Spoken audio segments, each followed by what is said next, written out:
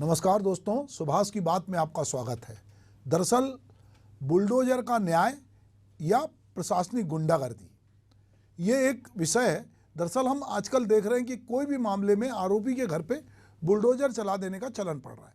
भाजपा नेता समेत कई दल के नेता इसे बड़े गर्व के साथ बयान करते हैं। किसी के खिलाफ आरोप सिद्ध हुए बिना उसे दंडित करना किसी भी संदर्भ में न्याय संगत नहीं है और ऐसा करने की इजाज़त हमारा संविधान भी नहीं देता। लेकिन पिछले कुछ सालों से कुछ राज्यों में इस तरह का चलन चल पड़ा है। बुलडोजर चलाने या चलन, ये उत्तर प्रदेश से, अगर हम कहें कि ये चलन कहाँ से शुरू हुआ तो उत्तर प्रदेश से, लेकिन उसके बाद भाजपा शासित मध्य प्रदेश हो, असम हो या छत्तीसगढ़ भी, यहाँ पे बड़े पैमाने पर इसका उपयोग होता नजर आ रहा है। अगर प्रशासन इसी तरह के फैसले करता रहा तो कई स्तर पर अदालत की और न्याय व्यवस्था की क्या जरूरत होगी।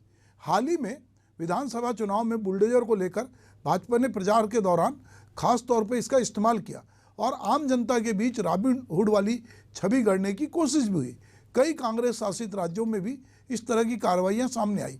इस तरह की कार्रवाई को मीडिया ने भी जमकर महिमा मंडित किया। इससे भी उत्साहित होकर नेताओं ने इसके बहाने अपनी राजनीति चमकाई। उज्जैन की एक महिला ने जब मकान तोड़ा गया नगर निगम द्वारा, तो इस मामले में सुनवाई के दौरान मध्य प्रदेश हाई कोर्ट की इंदौर खंडपीठ ने इस बुलडोजर संस्कृति पर कड़ी टिप्पणी की। कोर्ट ने कहा कि नियमों का पालन किए बगैर मकान तोड़ना और इस कार्रवाई का समाचार प्रकाशित करना फैशन बन गया है। अब यहाँ थोड़ा रुक कर एक बात करते हैं। हरिशंकर परसाई की एक व्यंग्य रचना है इंस्पेक्टर मातादीन चांद पर। दरअसल इसमें एक फैंटेसी ऐसी क्रिएट की गई है कि चांद एक हमारा उपग्रह है और जहाँ पे कानून व्यवस्था लचर हो गई है, वहाँ की सरकार एक पत्र लिखती भारत सरकार को और कहती है कि हमारी कानून व्यवस्था को सुधारने के लिए आप अपने यहाँ के किसी पुलिस अधिकारी को भेजिए। और यहाँ से एक इंस्पेक्टर जो कि बहुत घाघ है, मातादीन को चांद पे भेजा जाता है। मातादीन जब चांद पे जाते हैं और जब वो पूरा इंस्पेक्शन करते हैं तो पुलिस लाइन में जाके पूछते हैं कि यहाँ पे हनुमान जी का मंदिर क्यों नहीं है। तो चांद के जो पुलिस वाले पूछते हैं कि हनुमान जी कौन थे, तो मातादीन उनको बताते हैं कि हनुमान जी जो है राम की स्पेशल ब्रांच, क्राइम ब्रांच में थे और राम राज्य में ये अधिकार था कि वो लंका में गए और उन्होंने जाके वहाँ आग लगा दी। अभी हमारे देश में राम राज्य नहीं आया है, अभी हमको किसी भी अपराधी को सजा देने के लिए न्यायालय तक जाना पड़ता है, पर जल्दी ही राम राज्य आ जाएगा। अब हम देखते हैं कि भाजपा राम राज्य लाने के लिए तत्पर है। तो राम राज्य आने के क्या तरीके हैं?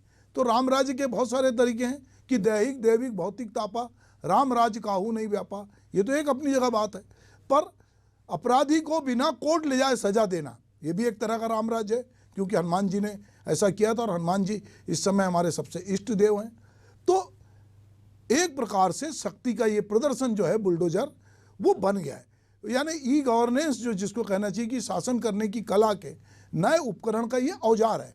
अगर यही फैशन जारी रहा तो देश संसद द्वारा पारित कानूनों और प्रावधानों और अदालती प्रक्रिया के द्वार नहीं खटखटाएगा वो, बल्कि बुलडोजर वहाँ पे चलाए जाएंगे। बाद में ये तय होगा कि वो अपराधी था कि नहीं था। इस नीति का कोई कानूनी आधार नहीं है और ना ही कानून में ऐसे किसी कदम का प्रावधान है।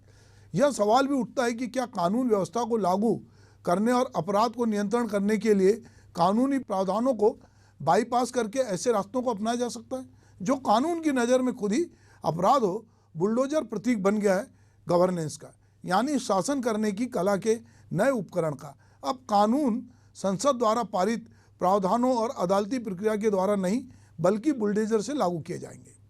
दरअसल भाजपा के राज में कानून व्यवस्था बनाए रखने के लिए जिस आक्रामक नीति की घोषणा 2017 में मुख्यमंत्री योगी आदित्यनाथ द्वारा की गई थी वह थी ठोक दो नीति। यह अपराधी और कानून व्यवस्था को बिगाड़ने वालों के प्रति अपनाई जाने वाली एक आक्रामक नीति है जो लोगों में लोकप्रिय और सरकार की छवि को एक सख्त प्रशासक के रूप में दिखाने के लिए लाई गई थी। अब इसी के तहत अगर हम पीछे चलते हैं, हैदराबाद में रेप की घटना होती है और अपराधियों को पुलिस जो है वो सरेआम एनकाउंटर करती है। बाद में वो मामला कोर्ट में जाता है और कोर्ट में अभी हाल ही में फैसला आया है कि जिन पुलिस वालों ने अपराधियों को एनकाउंटर किया था उन सबको सजा हुई।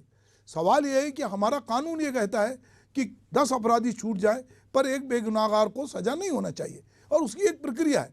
इसलिए हम देखते हैं कि हमारे देश में बम्बई में सरेआम गोलीबारी करने वाले, बम विस्फोट करने वाले, कसाब जैसे अपराधी को भी पहले जेल में रखा जाता, उसके बाद उसको फांसी की सजा सुनाई जाती।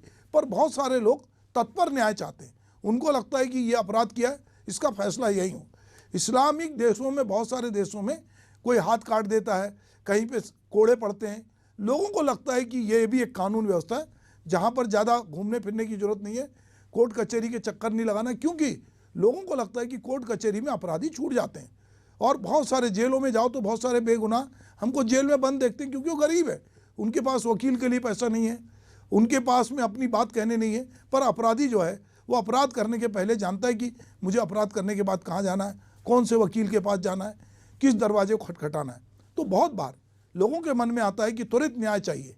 अगर कहीं पे त्वरित न्याय मिलता, हमको हमारी एक फिल्म का एक दौर आता है जिसमें एंग्री मैन अमिताभ हमको बहुत पसंद आते हैं, क्योंकि वो अपराधी को वहीं सजा देते हैं और एक आम आदमी के भीतर जो गुस्सा है वो प्रकटीकरण होता है कि हाँ इसने ठीक किया।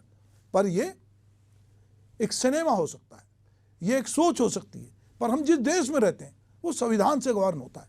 उस देश में ऐसा नहीं हो सकता कि कोई भी आदमी किसी को भी कहीं सजा दे दे, उसकी पूरी प्रक्रिया है, और वो प्रक्रिया भले ही जटिल हो, उसमें बहुत सारे अपराधी छूट जाते हो, पर वो प्रक्रिया तो है।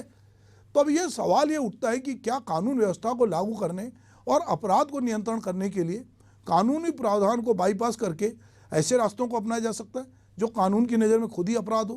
कांग्रेस नेता और जाने माने वकील विवेक तनखा को इसको लेकर कहते हैं कि बातचीत में कि मैं अपराधियों के से निपटने के लिए देश के जो कानून है या विभिन्न प्रकार के हिस्सों में जो बुलडोजर संस्कृति जो है उसके खिलाफ हूँ। उन्होंने कहा कि यह व्यवस्था उन्हें देश के कानून के अनुसार खुद का बचाव करने के लिए कोई अवसर नहीं देता, और भारत जैसे लोकतांत्रिक देश में इसे मंजूरी नहीं दी जा सकती। मैं इसे पूरी तरह से अस्वीकार करता हूँ, क्योंकि ये अलोकतांत्रिक है। ऐसे में इस पर और बात करने की जरूरत है।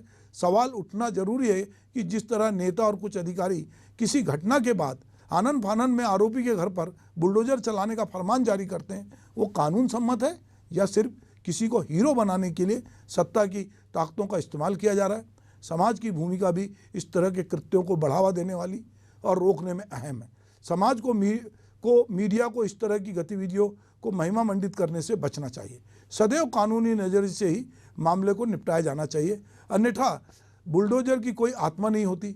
लोहे से बनी ये मशीन किसी तानाशाह के इशारे पर किसी के भी घर पर, किसी के दरवाजे में पहुंचने में देर नहीं लगाएगी। और बहुत सारे लोग जो मौका परस्त हैं, जो कमज़ोरों पे हमला करना चाहते हैं, वो लोग मौका देखेंगे। कई लोग जातिगत हिंसा में विश्वास करते हैं, कोई धार्मिक हिंसा में विश्वास करते हैं।